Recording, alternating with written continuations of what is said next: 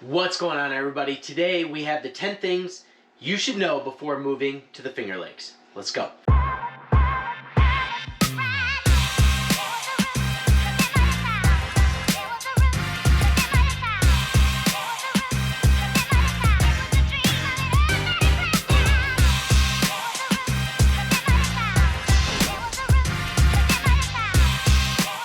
What's up, guys? Welcome to the channel. Welcome back to the channel. My name is Anthony. It's my partner Avery, and we are the American Home Team. If you're new to the channel, be sure to hit that subscribe button and that little notification bell so you're notified every single time that we release a new video. 1000%, guys. And we are licensed realtors here in the Finger Lakes region of upstate New York.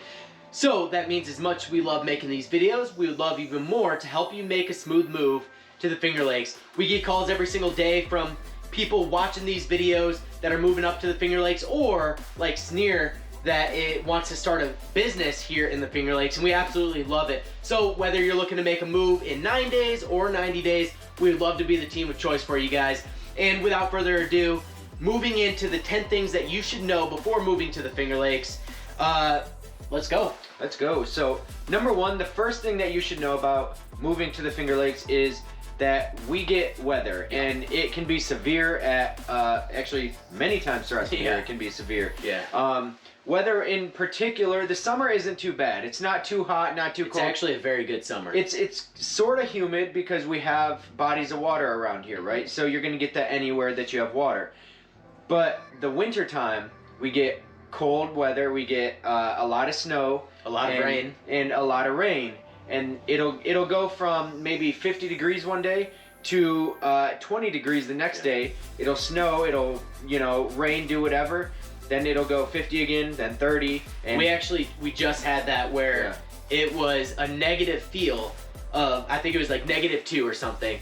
Had a blizzard and yada, yada, yada. But we're going into the high 40s right now, and that was literally like 3 days ago. And that day that it turned to -2, it was raining that morning. So it was raining, and then the wind picked up and it started freezing, and so everything iced over. And so you got to be careful there. And kind of brings us to our next point there, because if you're moving to the Finger Lakes, particularly from a larger metro where maybe you don't need a vehicle, you're going to need a car here. For sure. And so with having a car comes driving in the elements, the weather that we just talked about, right? Icy conditions. It can block the expressways. Tractor trailers tend to slide and jackknife and block the whole expressway, as we've experienced a couple times already just last this year. week. And with that said, there's a lot of farmland, and there's a lot of separation from town to town, village to village, city to city. So you're not going to be able to walk. You're not going to be able to ride your bike most places. I mean, 15 miles, 16 to 20 miles doesn't really sound like a lot, but it does if you're walking it. It does if you're walking it, and it's not a quick walk to work. Right. Now, if you live in the city of Canandaigua or Victor or Pittsburgh, wherever, and you also work there, then sure, it might be steps. You might not need to drive to work. You might be able to get away with a bike or a scooter or something like that. But typically, in order to get to the grocery store, or really anywhere else that you need to go, you're probably going to want a vehicle, because the commute on a bike or by foot is not very easy. Especially in the wintertime. We just talked about the weather. You're going to want a vehicle in the wintertime, even if you're going 5 minutes down the road, because when it's windy and it's a blizzard, or it's sleeting. We get a lot of hail and sleet here, so you don't want to be caught on your bike or on foot in that.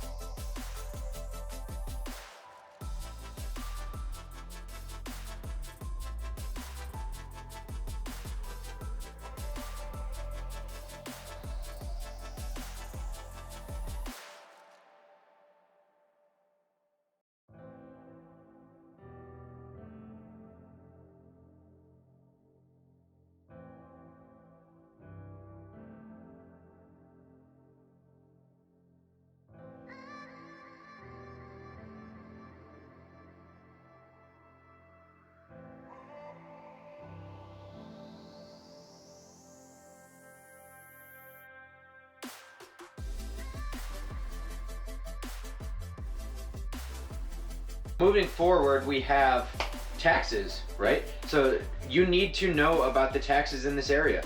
They are higher. Like we've mentioned in a bunch of our other videos, it's a lower cost of living here, but you do have higher taxes. Yeah. And the higher taxes, though, what they allow for is better school systems, better roads than a majority of the United States, right? Yeah.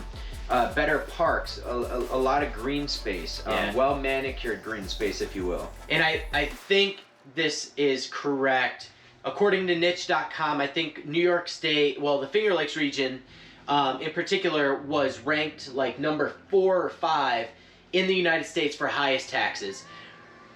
Like Anthony said, you get a lot out of those taxes. You get better school systems, better roads, and all of that jazz. However, it does affect the affordability when you decide to move to the Finger Lakes, because if you're living in North Carolina or Georgia, right? I have some in-laws that live down in Georgia, and their taxes all year are $700 a year, and they have like a $300,000 or $400,000 house. Whereas if you bought the same house here, you're probably in the $9,000 range for taxes. Yep. So what you can afford in Florida or Georgia or Texas or wherever, you probably take, I don't know, $200,000 or $300,000 off of that here in upstate New York, just because of the taxes. Yep. Because that is typically monthly, right? But you can pay it however you want to pay it, but typically you're going to pay that out of your mortgage. Right. Moving forward, guys, here in the Finger Lakes, we take our sports seriously, right? So if you don't like sports, just know that you're going to hear a lot of people talking about sports. Yeah. They're going to be ranting and raving about the Buffalo Bills, the Buffalo Bisons, the Rochester Red Wings, The Buffalo Sabres. The Buffalo Sabres.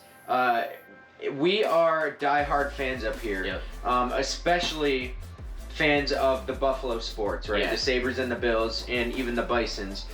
We're diehards. We like to go out and rep our team. Yep. You know, I'm wearing the Bills shirt right now, and it's not even a game day. So we're a very small market as far as sports teams go, and in fact, we only have 2 sports teams, right? 2. We have professional sports teams. We have Buffalo Bills and Buffalo Sabres, owned by the Pagula family. They're phenomenal sports clubs, but we haven't had winning seasons in a very long time.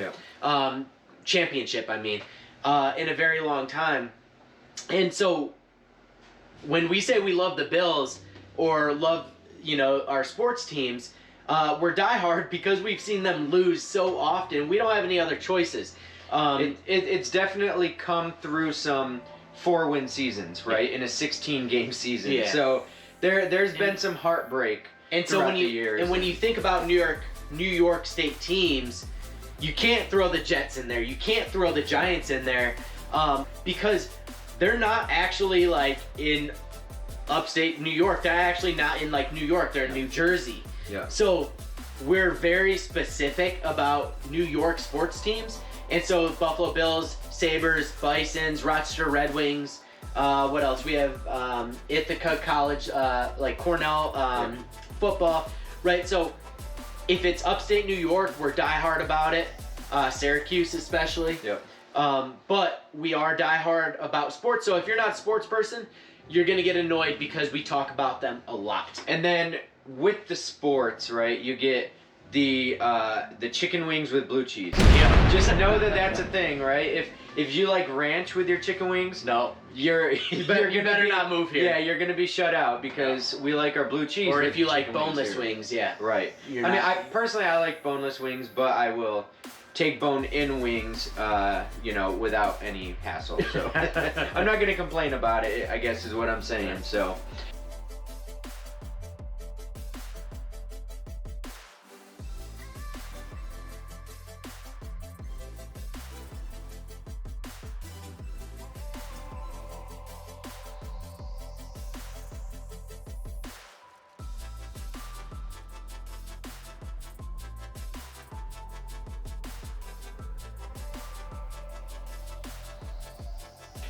Moving forward, we have a lot of rural, rolling landscape, farmland, stuff like that, right? In A lot of our homes are in agricultural districts. Yep. The town and the county will put these districts in place because they want to preserve the farmland, which is great. The only thing that you need to be cognizant of is that you might get stuck behind a tractor. You might get dust if you buy a house next to a farm. Yep. You might get dust or dirt flown into your property. It's not gonna hit your house, nothing like that.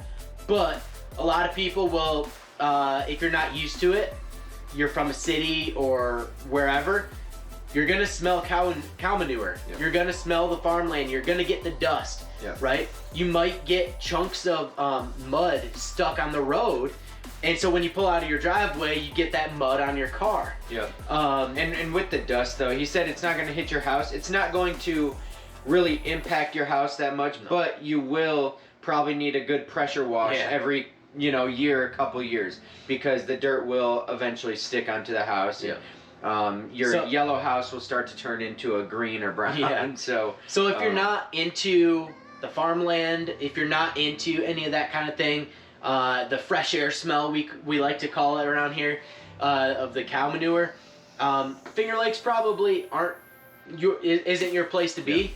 But you can escape it. You can get into the city of Rochester, or like the city of the village or town of Pittsford, or Brighton, where you're kind of out of that farm area, but you are going further up north toward the city, and so your taxes are going to be even higher. Yep. And You know- the traffic's even greater. Well, I think what a lot of the locals like about it is, for one, I think it adds to the beauty of the Finger Lakes, right? Also, when you put it into perspective of this is where a lot of your food is coming from, a lot of your goods too. We have a big Mennonite culture out here, Yeah. and so you might get stuck behind a horse and buggy too. But they're also building the sheds that you put in your yard and store all your toys in, right? Yeah. They're also building your fences for you and stuff like that. So there's a lot of good that comes from it. Yep. That being said, though, with the rural areas around here, you got people holding on to their land, Yeah. right? So that would definitely be something that you need to know, is if you're trying to find big plots of land, it's going to take a little while because people are holding on to them if they have them. Because the Finger Lakes is such a desirable place to be, and people want to move here, kind of like a vacation area, if you will. People don't want to get rid of land because there's going to be development, and that's a natural life cycle of real estate, of the economy, so on and so forth. And so when people own these big pieces of land, big chunks of land, they hold on to it because they don't want another house or a development going in their backyard. Yeah. I completely understand it. I just bought some more land behind my house because I didn't want it developed on. But we bring it up because it does make it harder to buy land, with your house. And so if you want a big piece of property, and we're talking acres, right?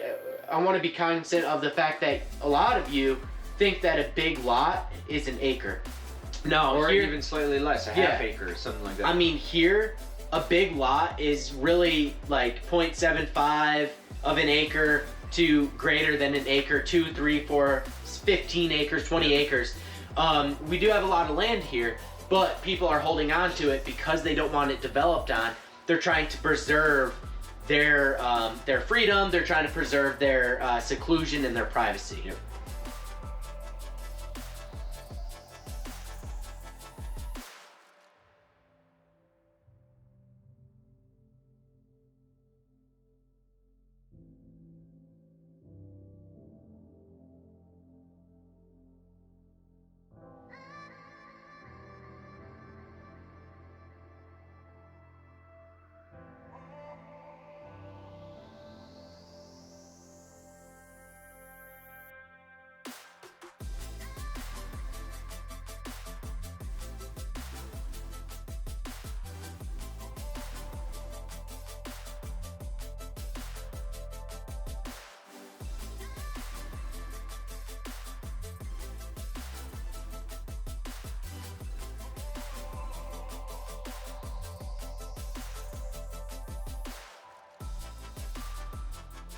All right, so moving on, the next thing that you need to know before moving here to the Finger Lakes is that in a lot of the towns around here, there are, politics is prevalent. I'm not talking national politics, I'm talking local politics. Mhm. If you know somebody right? Particularly within the town. You know the movies where you get pulled over and you know the town sheriff or something like that, and then you get off the hook, right? Even though maybe you were driving 130 miles an hour on a 40 mile an hour road, you get off the hook because you know the town sheriff, right? Similar to that, where if you know somebody within the town or within the school district or something like that, chances are you're going to get your way. Yeah, if you're a parent and you have good relationships and you know, you're well known in the town or the county, for whatever reason, chances are your kids will be taken care of. You see this a lot with sports, right? Because we have great athletics here. A lot of parents that are well known in the community, their kids will get a starting position over someone maybe that is not as well known. But could be better. But yeah, right. And you know, not always, right? We like to think that a lot of the teachers, a lot of the coaches aren't really that way, but we do see it happen frequently. And so it's something that you should be cognizant of because, you know, our parents were pretty well known in the area. Our father was, at least. And so we got some opportunities that some other kids may not have got, that we didn't realize at the time, but we probably did get opportunities that other people didn't get at the time. And so that's something for you to consider, because it is so small town. You do get those small town politics where if mommy and daddy are known, you get the opportunities. And as I think, as negative as that sounds, I think what it does is it, you know, the positive, the beneficial side of that is it reinforces positive relationships throughout the community, right? So I think it encourages everybody to, you know, be well rounded. Yeah, just get out there and meet people and talk to people, and you know, and just be well known and be well liked. Don't go out there and you know, be mean to people for no reason, or you know, just don't be like the town asshole, if you will. Yeah. Well, and that's a good point, because if you are mean to people, if you don't treat people well, if you do business poorly, it gets around. It gets around because we're a small town, right? And anything that you do, whether good, bad, or indifferent, is going to be heard about. Yeah. That's a good thing if you're a good person and a good business owner and a good parent and whatever. But it's also a bad thing if you're not. And if you want to lay low, you can do that. Just understand that people aren't going to know you, and it's a little bit trickier to create business. It's a little bit trickier to have your kids get the opportunities that you want them to have, if you're laying low. Right. Moving forward, though, the next point that we wanted to make is that the Finger Lakes area, and even up into Rochester, right, is fairly conservative. I'm not talking politically, right? I'm talking slow to adapt. Yeah. It's, you know, to new trends, to new ideas, new thought processes, very slow to adapt. I feel like it seems to be that we're at least like, you know, a minimum of a month or two behind the rest of the rest of the country, and then in real estate, it's a few years. Yeah. You know? We look at that as far as prices go, because we're way behind in terms of prices, where out west, you're looking at homes, the average sale price is $300,000 more than what we have here in upstate New York. Which, in that regard, that's good. That is good. Yeah. However, marketing and things, we noticed, because we are different in terms of marketing. We like to put ourselves out there. We like to put ourselves on camera. We like to edit these videos, right? Nobody else is doing these things because it's kind of taboo, or it's kind of niche, right? And they just haven't come around to accepting where the world is going as far as technology, as far as new marketing tactics, new, like anything new. It's gonna take our market here in the Finger Lakes a little bit of time to adjust. They're gonna want to get rid of it at first, but they'll accept it eventually. You just have to prove to them why it's here. Right. And you know, moving on to the next one, it's actually, I think it's kind of the opposite of slow to adapt, right? Yeah. It's actually being more progressive, if you will, in that because we have such a foodie culture here in the Finger Lakes, right? Wine tasting, beer tasting, things like that, and then restaurants and stuff. chill. Foodie culture and chill. Yeah. Right. Marijuana and alcohol consumption is pretty prevalent, right? Yeah. Dispensaries are newly legal here. Yep, they're popping up. And so they're popping up everywhere. Everybody wants their hand in the pot, if you will, in not just for business purposes, it's also recreation purposes. Yeah. And not even medically either. Right. It's strictly recreational for a lot of people. And then for alcohol as well, people kind of take things too far because they can. There's a lot here. Yeah, a lot of the microbrewery scene and the winery scene is a low-key, laid-back type vibe. You're not getting people that want to go and have ragers. But with small towns, you get these hole-in-the-wall bars where you get younger demographics, people our age, that go out and they want to party it up. That means that they're also on the roads. That means that they're also, causing trouble somewhere else. And so, be cognizant that, hey, if you're not at a microbrewery or a winery, or if you're out at nighttime, you're probably going to come across some of those people. By no means is it crime worthy. By no means is it, crazily disturbing or anything like that. But you do see it. You do see your drunken idiot every once in a while. You do see people smoking weed on the street sometimes. Not like you would in, California or, or San Francisco. A good example of this is actually if you go back to our Canandaigua vlog, right? And you scroll through probably like the 15-minute mark or something, you'll see one of those drunken idiots that he's talking about who climbs up on the bicycle that's hanging off the storefront, gets up on it, and then he eats the pavement and gets knocked out. Yeah. Oh, never mind.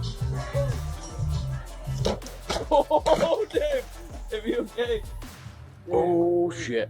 That's kind of what we're talking about. Just people do, silly things, and when they're a little incoherent, and it affects them. It doesn't affect anyone else a whole lot, but they do like to have fun, and sometimes it can get a little out of hand, but nothing too crazy like you would see in a major metro. Because we are smaller towns, because we're a smaller market, you don't get a lot of the craziness that you would get in a bigger metro. Yeah, and and the only reason we mention that is because, like, me personally, I don't like being around a crowd that is, where everybody is like drunk and kind of out of hand, right? Yeah. And there's not a ton of that out here, but there is enough where, I don't enjoy going out too much, just if there's going to be crowds like that. So that's why we mentioned especially when it's people our age. Yep. We don't really connect with that. Yeah. So if that's you, that you like to go out and party, we're more than happy to show you the spots because we can. Yep, and there are plenty of them. But we won't be out there with you. Right. Yep. Yep. Let you go have your fun, and we'll go have our fun somewhere else. Yep. All right, moving on. So the job market. The last thing you need to know is that the job market is really, really good.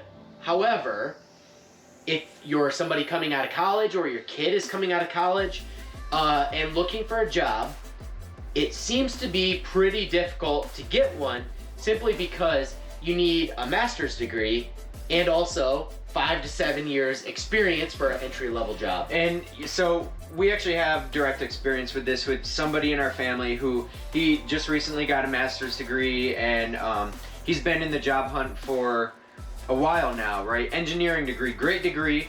You would think that he'd be able to get hired pretty quickly. Yeah.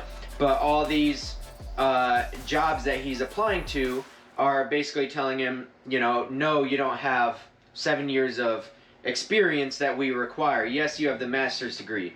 And yes, this is an entry-level job, but you need 7 years of experience. So a lot of people feel like, well, if I can't get into the entry-level job, how do I get the experience to accommodate that, right? And so the job market, it is, while there are a lot of jobs out there, like when you look at the job boards and stuff, there's a lot of postings out there, but it's hard to actually get your foot in the door. Again, going back to what is it? Number 7 of town politics, right? Yep. If you know somebody within the company, definitely helps. Yeah, for sure. And another thing I want to note too is that in order to get a job, you're probably gonna have to take a smaller salary right out of college. A lot of these kids, you know, they get out and they want to make 75, 100 grand, 150 grand, 125 grand, whatever it is. You're gonna have to settle for that $50,000 mark, 55,000, 60, because you do need that experience. And so if you're looking for a high-paying job because that's what college tells you you should be looking for, right? I hate to say it because I'm not a settler, but you might have to settle for something a little bit cheaper or lower Absolutely. paying. And, you know, out in this area, you know, going with the cost of living, our entry-level jobs do tend to pay a little bit less than what you're going to get, say, somewhere out west or maybe down south, where cost of living is more. And it just goes with the cost of living, right? If you're not paying 10% more for the things in your life, right, your lifestyle, why do you need to get paid 10% more at a starting level job? So, you know, you might be coming out from out west and think, oh, this entry level job, you know, in marketing starts at 75 out there, right? 75,000. But then you come here to Rochester or the Finger Lakes and it starts at 40,000. You're gonna be like, whoa, why am I moving out here? Just be cognizant of that it is lower cost of living, so it's going to be a lower salary. 1,000%.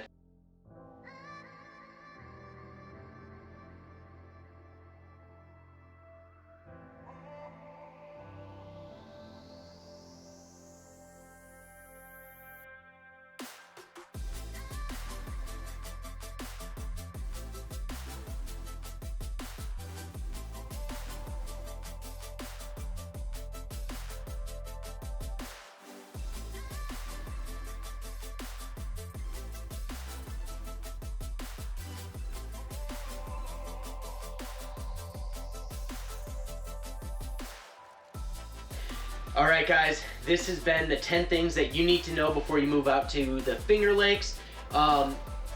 We hope that you guys will reach out to the number and email address on the screen. We love having the conversations with everybody that's looking to move or start businesses in the Finger Lakes. We'd love nothing more than to speak with you as well. I hope you guys got something from this. Be sure to like and subscribe, and until next time, catch you guys later. Bye.